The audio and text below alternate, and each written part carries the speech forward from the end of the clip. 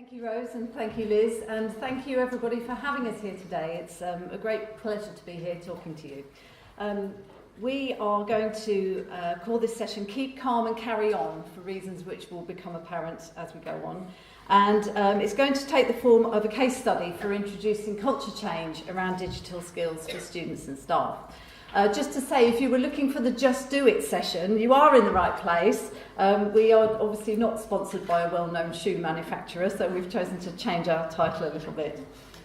This is Jo Parker, who is our Senior Manager for Library Services, and she is leading the Open University's work in digital skills. She's also the editor of Digital Literacy Unpacked, which you may have seen hitting bookstores recently. This is for you. Whoever's in your information literacy network, I have a copy for you. So come find me afterwards.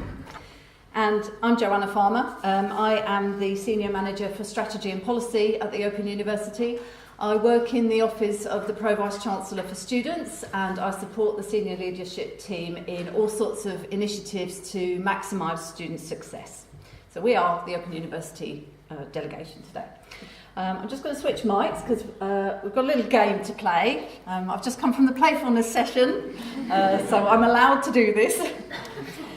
I thought we might play a little game of Open University Bingo. Seeing as you've all just had lunch, you might be feeling a bit drowsy, so I'm going to ask everybody who's able to please stand up.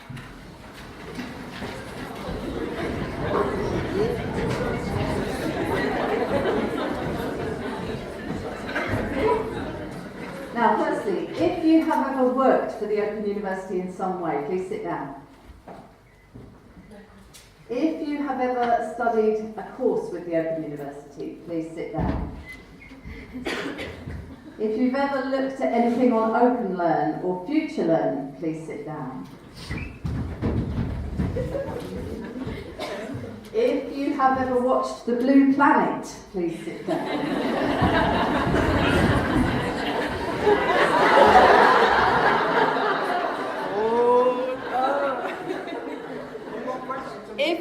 If you watched Hospital last night, please sit down. Or Icons on Tuesday. Have you ever seen Educating Rita? Okay, everybody sit down, thank you. So that just illustrates one of the best things about working for the Open University. It's that everywhere we go, we meet people who have done a course with us, who have studied some of our free learning materials on Open Learn and Future Learn. They might be on the train on the way to their graduation, they might know someone who's done a course, or they might just know our connection with programs like the Blue Planet. The Open University's mission is to be open to people, places, methods and ideas.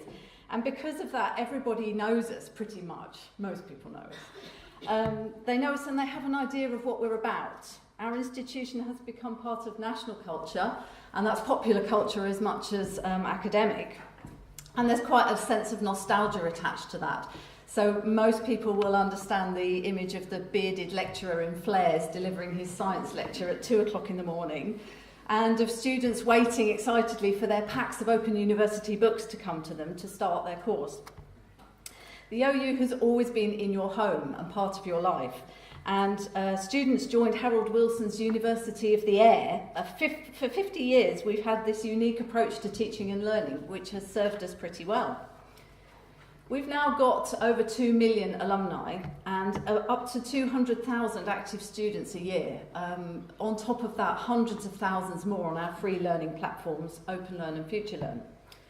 These numbers give us confidence that our approach to teaching and learning through a nationwide network of associate lecturers works well. We provide a vital tutoring link with students, nurturing them, helping people who might never otherwise be able to access higher education.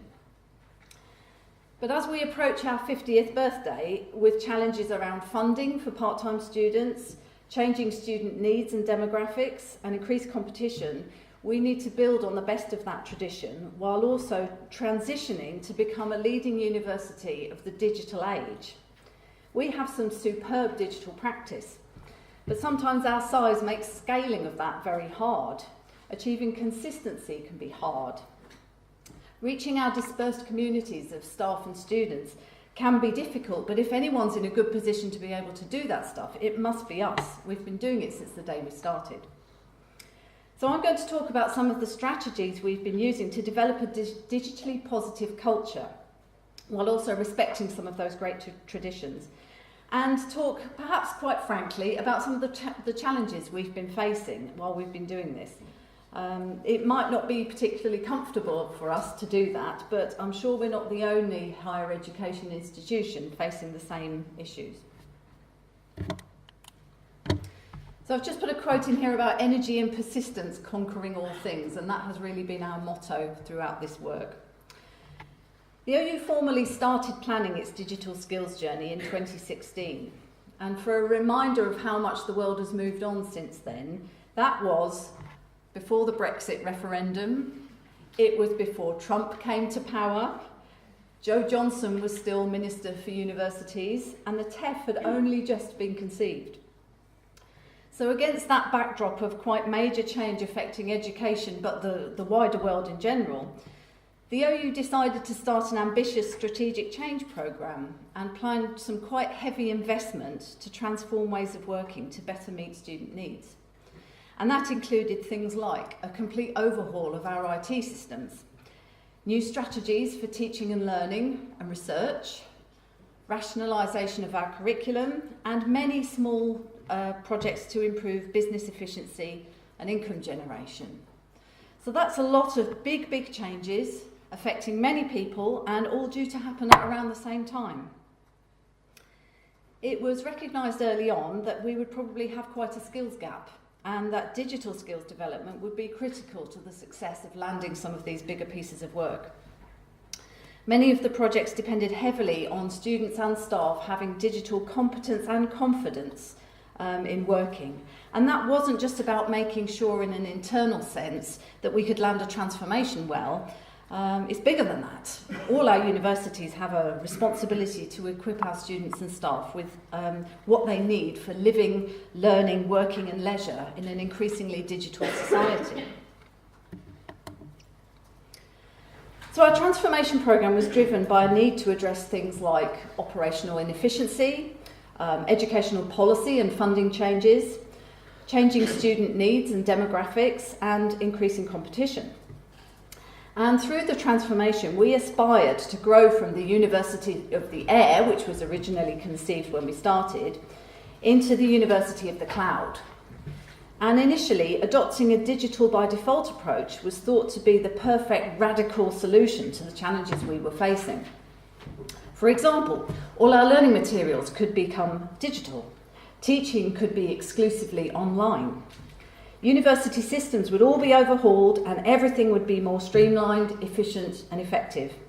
Students would just embrace all the cool digital learning we were offering, and in a wave of the digital wand, the University of the Cloud would just appear. But it didn't go quite like that in practice. Digital by default did not land well. Looking back now, it's quite easy to see why. It's binary, it's inflexible, and it can be perceived as reducing student choice rather than widening it. It didn't speak to our core value of inclusion, and some interpreted it as the death knell for their beloved Open University books. How did we get it wrong? Well, we were working in some very challenging timescales, and that meant very limited time for consultation and development of what digital by default actually meant in practice. We thought it might be exciting and sexy.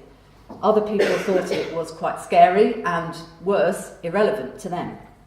And we should have taken more account of what students were telling us at that time. That is, that among many of our thousands of wonderfully diverse students, there are people who don't know how to open an email attachment. We have students who are in prisons and secure environments where they can't access the internet. We teach people in some very remote locations where perhaps their nearest computer is in the next town in the library. There are people who mistrust and fear digital tools. And there are people who just didn't see themselves as being part of a University of the Cloud or even understand what that meant. So with our open to all mission and vision, The needs of those people absolutely must have equal value to those who are more digitally confident. And digital by default didn't respect the journey that some people were going to need to make to get there. Pushing a strong digital agenda that quickly at that time and at such a scale was not going to work. So digital by design emerged as an alternative approach. And far from mandating digital approaches to everything, this embraced a more acceptable blended approach to learning, using digital approaches as and where pedagogically appropriate, and crucially, in response to student needs. The investment needed in skills development for students and staff was captured in a formal project, Digital Skills and Capabilities. And I'm just going to refer to it as the DISC project because that's much easier to say. We had a budget, we scoped a number of large-scale engagement and training activities, and Jo will talk about the project itself in a moment. Basically, it was conceived as an enabler to help the bigger and more significant changes move along. But this talk is called Keep Calm and Carry On, so I'm not going to stand here and say, we ran the project, everything went fine, and we've moved on to something else now. We had some pretty choppy waters to navigate. Just as we were getting started, there was a change in leadership, which you may have seen in the papers. I'm not going to say any more about that. Some aspects of the transformation were paused, there was reprioritisation, and critically for us, our project funding was cut completely. Culturally, the OU went quite quickly from a shift away from that ambitious transformation towards more gradual, considered evolution.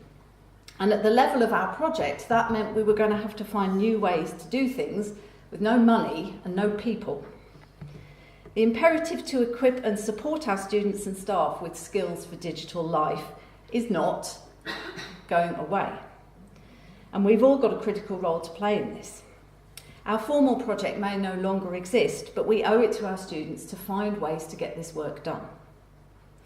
So I've just put a note on the slide to reference the Naked Leader, which you can have a look at after the session.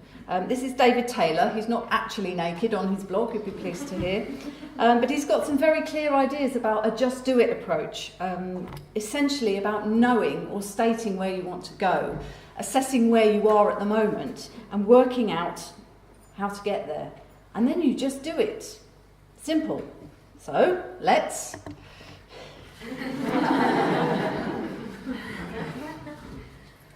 So outside of a formal project structure, setting out to achieve anything in an organisation is terrifying.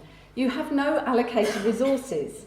You've got none of the authority that comes with project governance to get things done.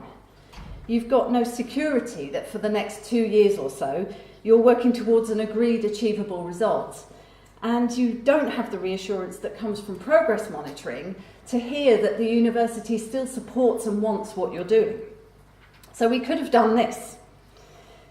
But we're very excited about the digital skills agenda and the development of the work we can do in the university. It's really exciting for us. So we decided to persist and get creative instead.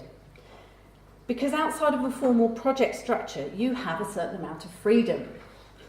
Removing all that bureaucracy around reporting, document management and governance frees up time and space to really think about the work that you're doing. Of course, you still need a plan, you still have to be accountable for the work that you're doing, but there's a distinct change in focus away from spending time writing a progress report to spending that same time having a really good quality conversation with a key influencer who can help you along.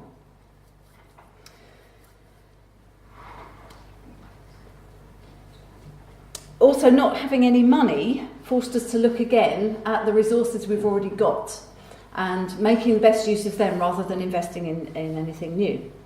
There's an opportunity this way to work more agilely across the organisation and use those informal networks that we've been building. And it does feel like it's a bit more fun. But you do need to be sensible and make a judgment about how much is the right amount of management to satisfy the senior levels of leadership in the organisation, while also having that freedom to do things more informally. There's always money to be accounted for. Somebody will always want to know what you're doing. So some structure is essential. So how has this worked in practice? So So there was an awful lot of distraction going on for staff at the time we were trying to get this off the ground and to keep people's interests high. So we are trying to run a digital skills development programme at the same time as significant changes in leadership and therefore sponsorship for projects. We had a voluntary severance scheme going on at the same time, and so we were losing bits of institutional knowledge that had been built up over a number of years. There was a lingering caution about transformation and slogans, and particularly around the word digital, which was problematic for us to deal with culturally. And we're still pressing ahead with things like introducing a huge new computer system for the whole university. That's going to impact on everybody, and we're all going to need training and development to work with that. We still need to update our teaching and learning strategy to better reflect the OU's position in the digital age. And we've still got a lot of reorganisation happening. We're moving from a centralised to a more devolved hierarchy. Faculties are starting to shape their own priorities, which may end up being quite different to what the university's been doing before.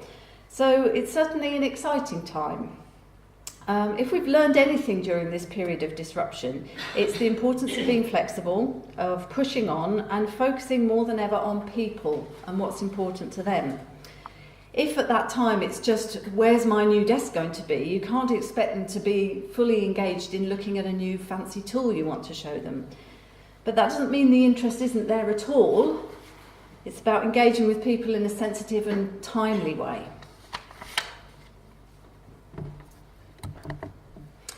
So this leads us to where we are now, which is the exciting point of really working with people. The Open University is huge and complex, and I'm sure it's the case for all of you too. And within the formal structure, there are lots of layers of politics, hierarchies, networks and relationships to navigate. Just as an illustration, we had a go at mapping our key stakeholders for the project. You're not meant to be able to read this, by the way, it's just an illustration.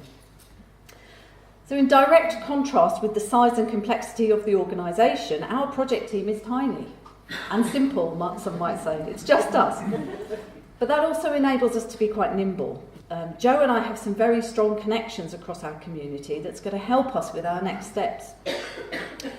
What's most important about this image is not necessarily what the writing says, it's the lines and the connections between these groups of people. So how do we reach the people on the outer rim of the diagram when we only really know the people on the inner rim? It's about using those people as change agents and advocates, people who will champion our work with the people that they know, like a cascade. So this is what is going to help us move our digital skills work from two people tinkering around in the library to something that eventually becomes owned and ingrained across the whole university.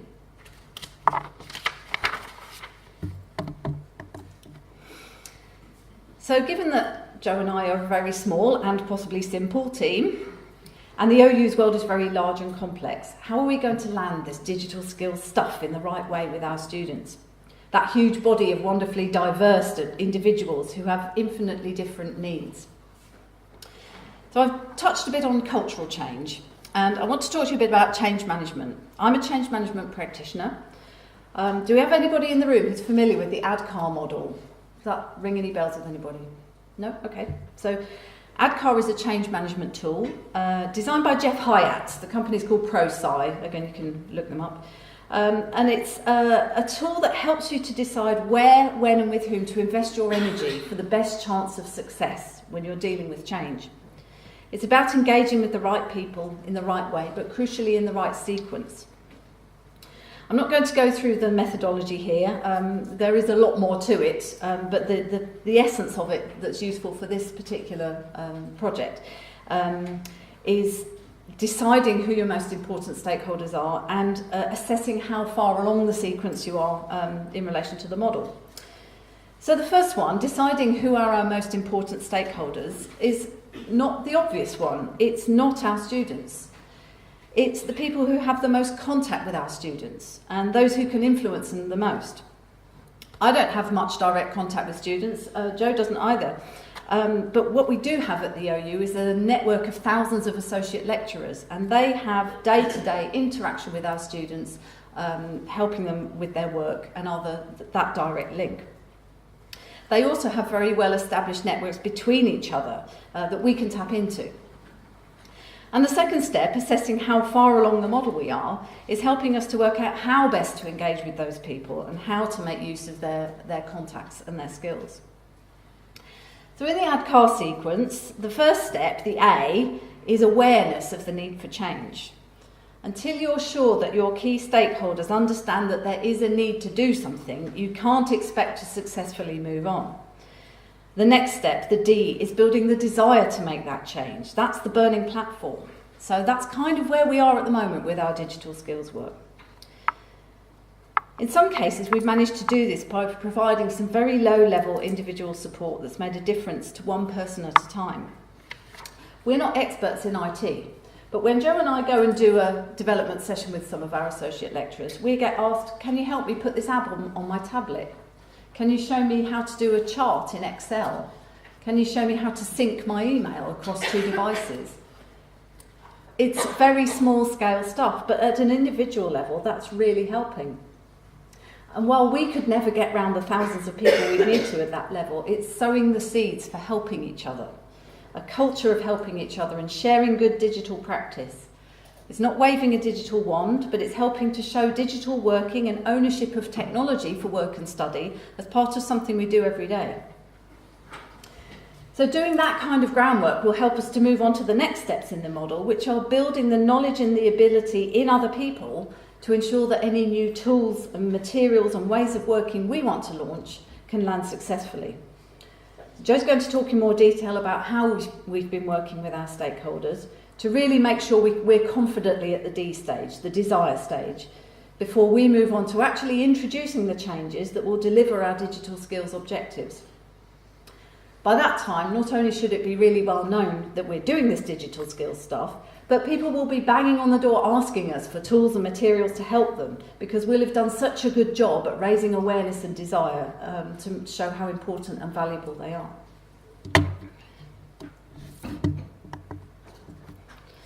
So another really helpful approach that we've taken, based on ProSci change management methodology, is to ensure that we have active and visible sponsorship of the digital skills agenda. And ProSci's own research has shown that the sustained presence of an enthusiastic and positive sponsor is the greatest overall contributor to the success of change. Baroness Martha Lane Fox is about as senior as it goes in the world of digital inclusion, and she's our Chancellor, lucky us. So here's what she had to say back in 2015 about digital inclusion and where we ought to be going. Here we go.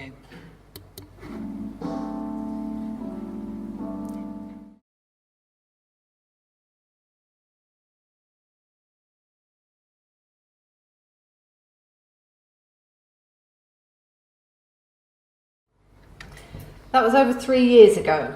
How far do you think we've got? I won't ask for any numbers. I had a look at the policy paper on digital skills and inclusion on the gov.uk website. It's well worth a read if you haven't had a look. It does reinforce the need for doing this work. As recently as 1 year ago, 10% of UK adults had still never used the internet. There's also a tool on there about, it's a heat map for digital exclusion, and I thought I'd have a look at the local area and see what kind of, what the temperature was. So in Cambridge here, as you probably expect, the level of digital exclusion is very low, extremely low in fact. But just 20 miles up the road in Huntingdon, that raises to medium.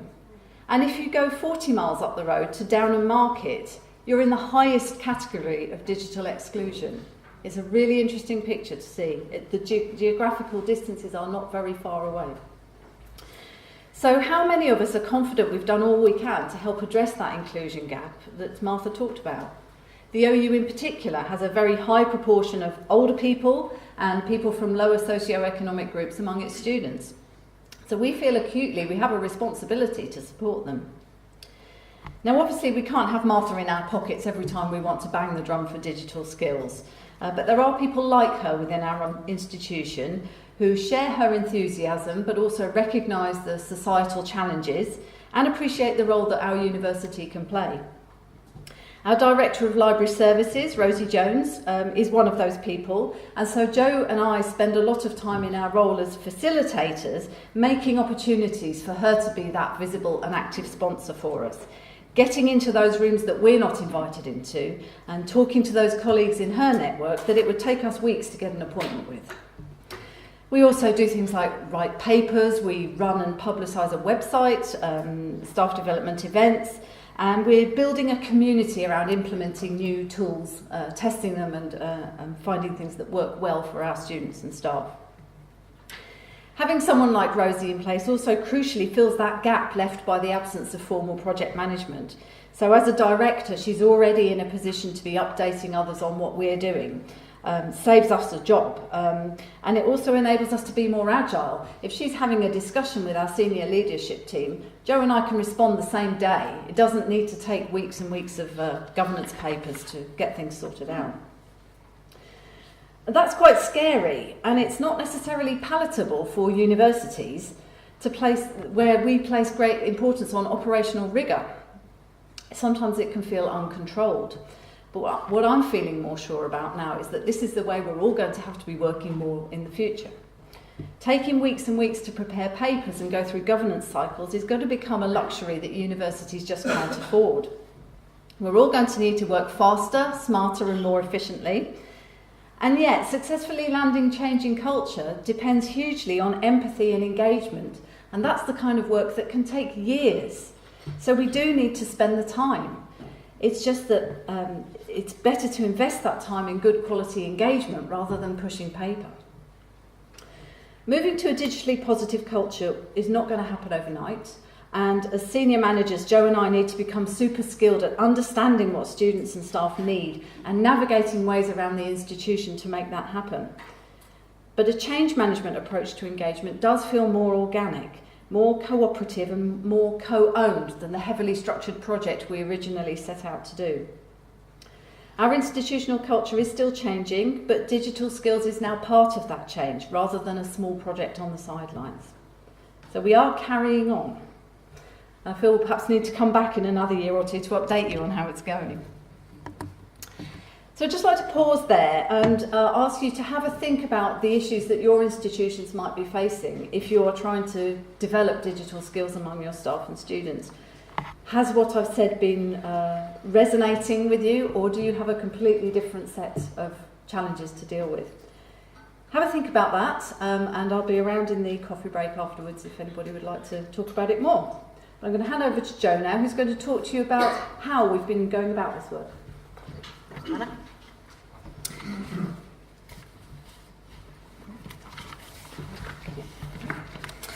So, I'm going to talk to you about the nitty-gritty, pragmatic, practical things that I've been doing to take the digital skills and capabilities work forward, some of which I hope will be useful to you in your work.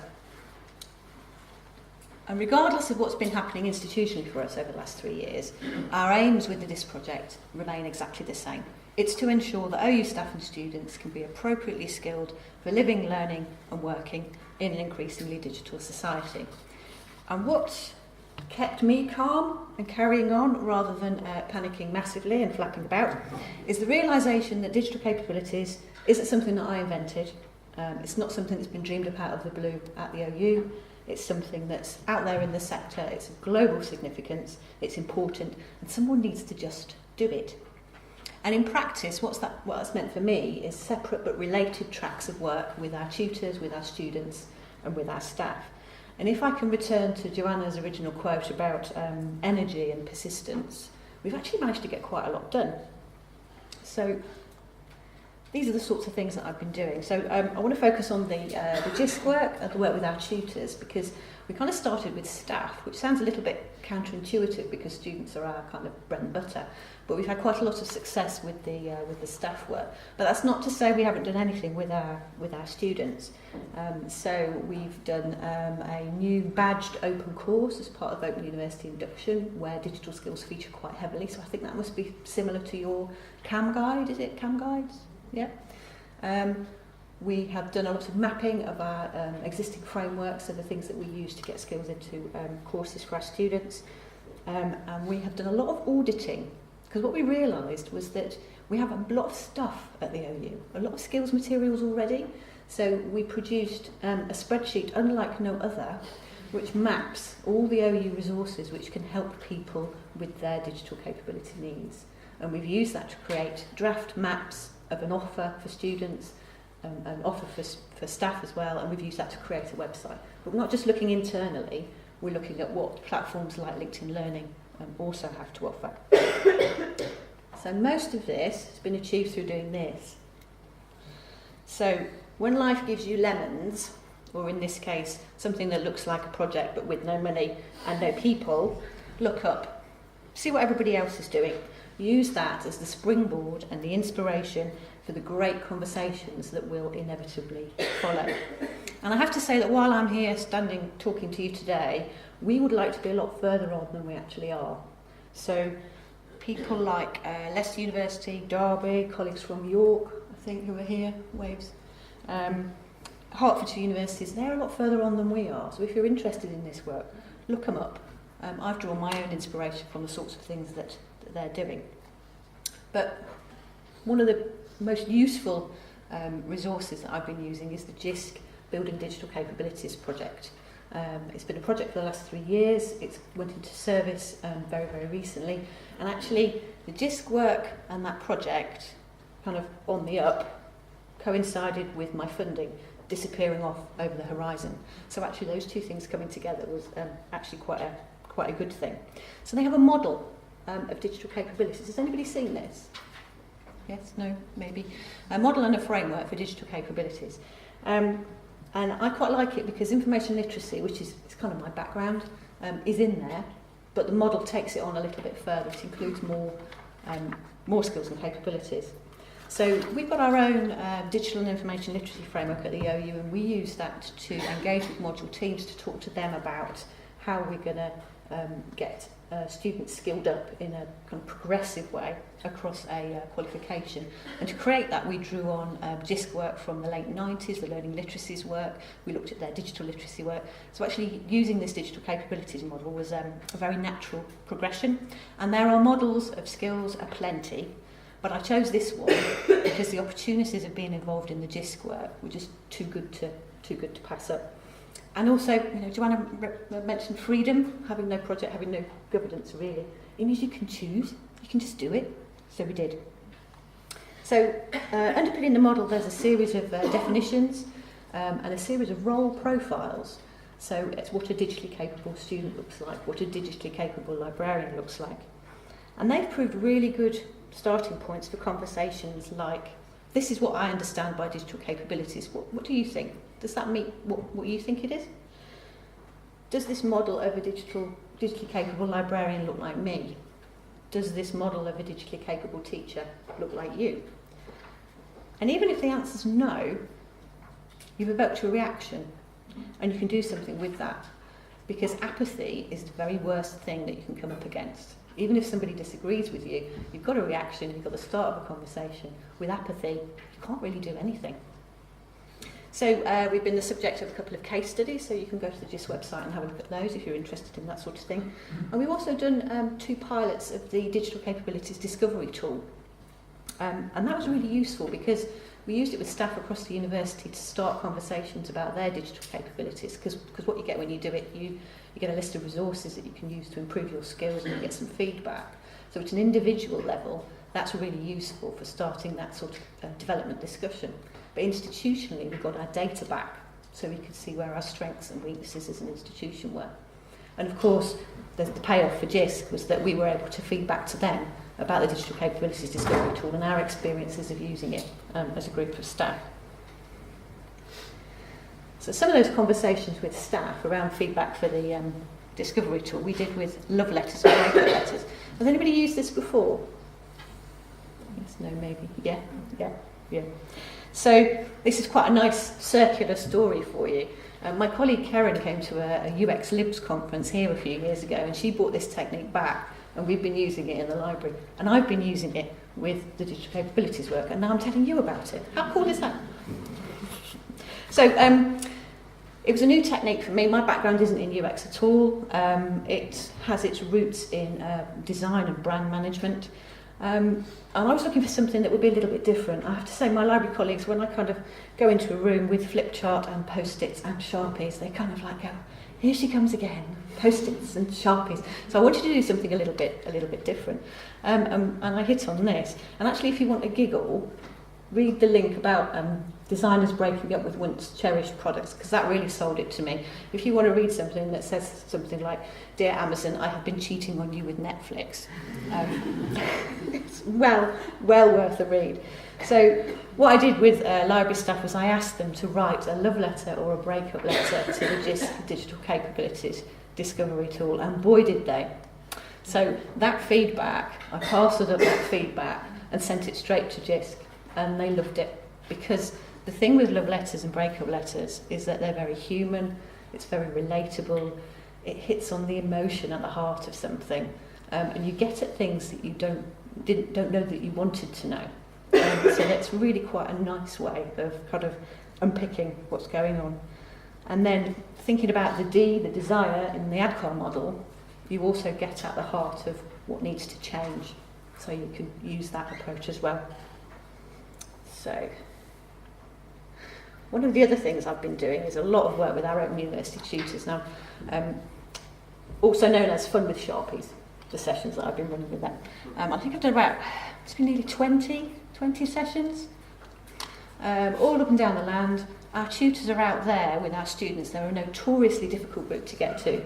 So you kind of have to go to where they are. So luckily for me, they run an annual staff development event, a series of workshops up and down the land. So I got myself onto that programme. And in that session, we talked about digital capabilities, we talked about the JISC role profiles, but the other thing we did was we mapped our digital practice and the digital practice of our students. And that's quite an interesting exercise to do, because you can talk about it in terms of like an appreciative approach, if you like. It's really difficult when you're talking to people about skills development not to kind of take that deficit stance. So if you go in with what's working well for you at the moment? What do you do really well? What do you do in terms of your digital skills? It kind of opens the conversation in a nice and friendly way. And what they did was produce hundreds of really beautiful cognitive maps of their digital practice. And even though at the beginning there was some scepticism, so we got some kind of folded arms and that, I don't do anything that's digital. When you start to unpick that, but by the end of the session, what we got was conversations about people using digital tools in their teaching and sharing their particular expertise. So in the spirit of appreciative inquiry and audience participation, of course, I have a quick question for you. I'd like you to turn to your neighbour, the person behind you, whoever, and tell them, what is your digital skill? What's going well for you in terms of your digital skills? Okay. Yeah. Would anybody like to share? What's your digital superpower? I should say, I'm wearing a little badge today that says Kapow. One of my colleagues got it. What's your digital superpower? Blogging. Blogging. Okay. Yes. I can sniff out a dodgy website at 100 paces. Any more? Anyone? Web design. Who said web design? Right, web design. This is for you, because you spoke first. Okay, kissing afterwards. Any more? Twitter. Okay. Any more? Convincing people that think they don't want to learn, that they do want to learn. Nice. Okay, so if you want to find out about any of those things, those are those three people. Go find them at coffee. Share your digital superpowers. That would be my tip. Okay. Anyway, moving on.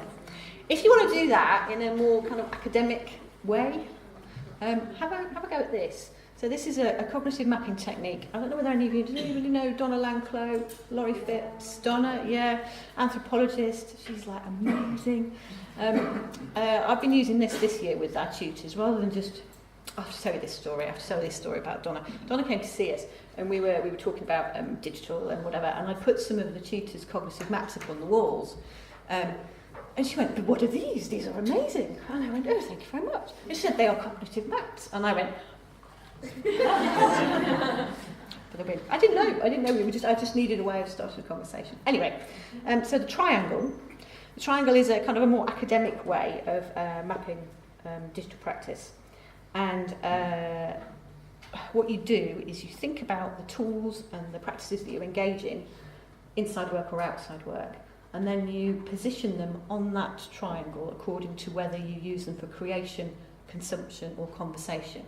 So if you use Twitter, you might consume tweets and you position the word Twitter on that kind of consumption axis.